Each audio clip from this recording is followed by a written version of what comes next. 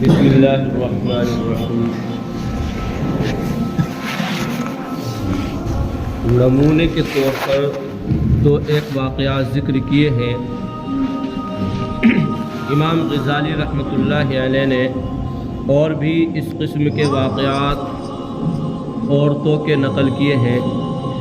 اس کے بعد کہتے ہیں کہ اگر تو اپنے نفس کی نگہداشت کرنے والا ہے تو تیرے لیے ضروری ہے کہ ان محنت کرنے والے مردوں اور عورتوں کے احوال کو غور و فکر کی نگاہ سے دیکھے تاکہ تیری طبعیت میں نشاط بڑھے اور محنت کی تجھے حرص پیدا ہو، اور اپنے زمانے کے آدمیوں کے احوال دیکھنے سے احتراز کر کہ ان میں سے اکثر ایسے ملیں گے کہ اگر تو ان کا اتباع کرے گا تو وہ تجھے اللہ کے راستے سے گمراہ کر دیں گے۔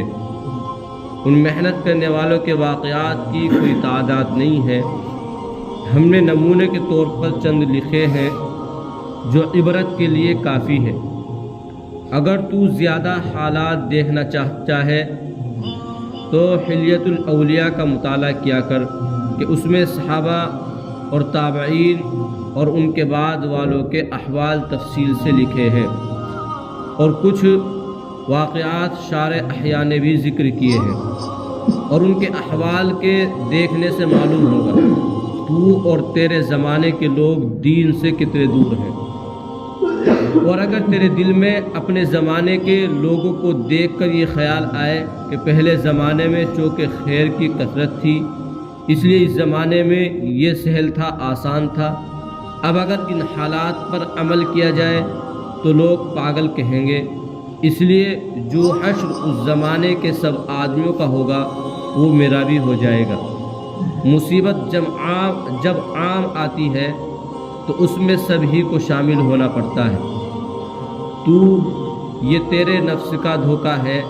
تو ہی بتا کہ اگر کہیں سے پانی کا سیلاب آ گیا ہو جس میں سبھی بہتے جا رہے ہوں تو اگر کوئی شخص تیرنا جانتا ہے یا کسی اور ذریعے سے بچ سکتا ہے تو کیا وہ یہ سمجھ کر چپ ہو جائے کہ اس مصیبت میں تو سبھی گرفتار ہیں، حالانکہ سیلاب کی مصیبت بہت تھوڑی دیر کی ہے، زیادہ سے زیادہ یہ کہ موت آ جائے گی، اس سے زیادہ تو کچھ نہ ہوگا، اور آخرت کا عذاب نہایت سخت ہے، کبھی ختم ہونے والا نہیں ہے۔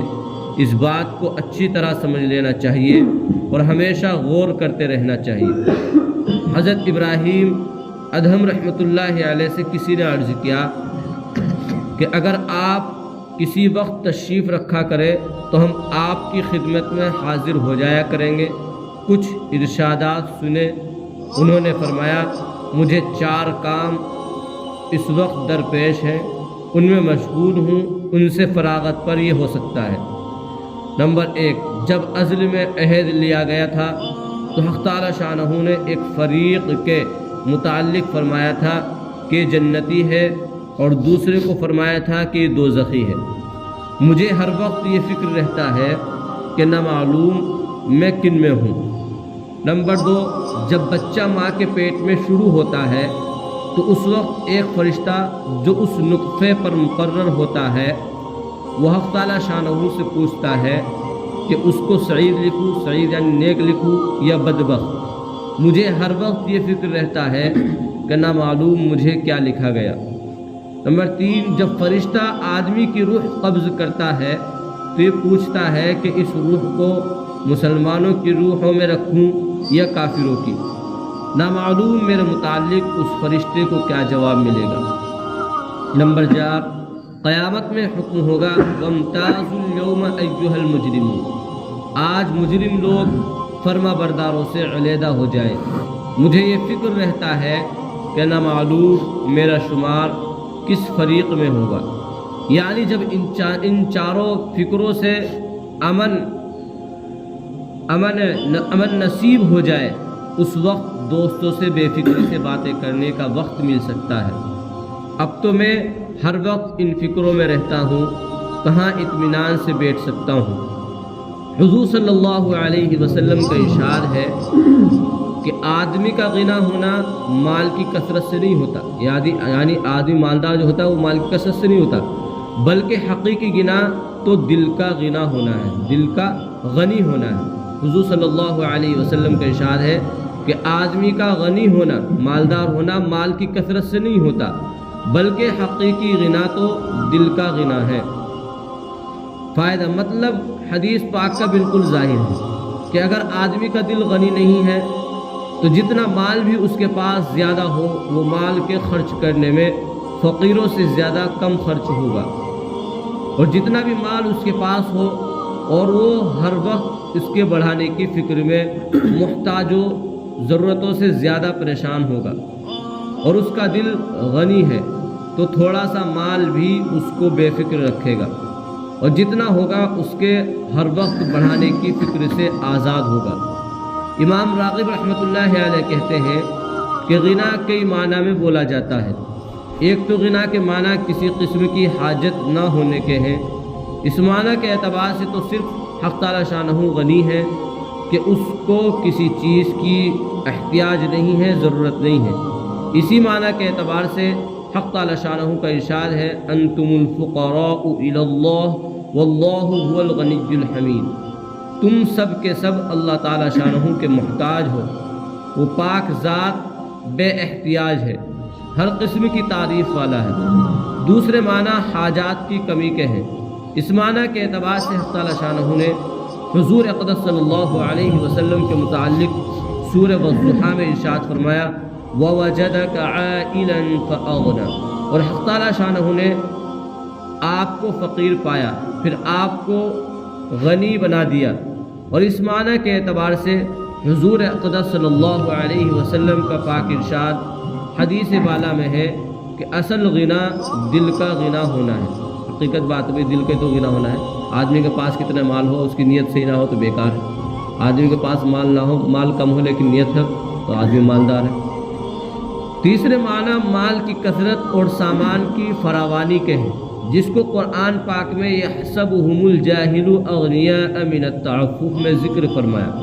اس آیت شریفہ کا مطلب یہ ہے کہ صدقات اصل حق ایسے لوگوں کا ہے جو اللہ کے راستے میں گھر گئے ہوں، اور ناواقف آدمی ان کے سوال نہ کرنے کی وجہ سے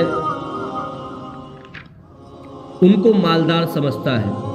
حضرت ابو ذر غفاری رضی اللہ تعالیٰ عنہ فرماتے ہیں کہ حضور اقدس صلی اللہ علیہ وسلم نے مجھ سے ارشاد فرمایا ابو ذر کیا تمہارا خیال ہے کہ مال کی کثرت غنا ہے، کہ مال کا زیادہ ہونا ہے مالداری کی علامت ہے، نشانی ہے؟ میں نے عرض کیا بے شک۔ پھر حضور نے فرمایا کیا تمہارا خیال ہے کہ مال کی قلت فقر ہے؟ میں نے عرض کیا بے شک۔ حضور صلی اللہ علیہ وسلم نے ارشاد فرمایا غنا صرف دل کا غنا ہے اور فقر صرف دل کا فقر ہے۔ حقیقت یہ ہے کہ اصل غنا دل کا غنا ہے۔ جس خوش قسمت کو حق تعالی شانہ نصیب فرما دے، اور یہی حقیقت زہد ہے۔ جس دل کے اندر مال کی محبت بالکل نہ ہو وہی غنا ہے، وہی غنی ہے، وہی زاہد ہے، چاہے ظاہر میں اس کے پاس مال نہ ہو۔ اور جس دل میں دنیا کی محبت ہو وہ فقیر ہے، وہ دنیا دار ہے، چاہے کتنا ہی مال اس کے پاس ہو۔ فقی ابو اللیث رحمۃ اللہ علیہ ایک حکیم کا مقولہ نقل کرتے ہیں کہ ہم نے 4 چیزیں تلاش کی اور ان کی تلاش کا غلط راستہ اختیار کیا۔ ہم نے 4 چیزیں تلاش کی اور ان کی تلاش کا غلط راستہ اختیار کیا۔ جب ان کو تلاش کر رہے تھے ان کا راستہ غلط ہی نکلا۔ ہم نے غنا کو مال میں تلاش کیا، مالداری کو مال میں تلاش کیا، حالانکہ وہ مال میں نہیں تھا بلکہ قناعت میں تھا۔ ہم اس کو مال میں تلاش کرتے رہے، وہ جب وہاں تھا ہی نہیں تو کیسے ملتا؟ ہم نے راحت کو جان و مال کی کثرت میں تلاش کیا، ہم نے آرام کو راحت کو جان اور مال کی کثرت میں تلاش کیا، حالانکہ راحت ان کی کمی میں تھی۔ ان کی کیا ہے؟ مال و دولت کی کمی میں تو ہوگی، بھائی جتنا مال ہوگا آدمی پریشان ہوتا نہیں کہ بھائی فلاں آدمی نیند بھی نہیں آتی۔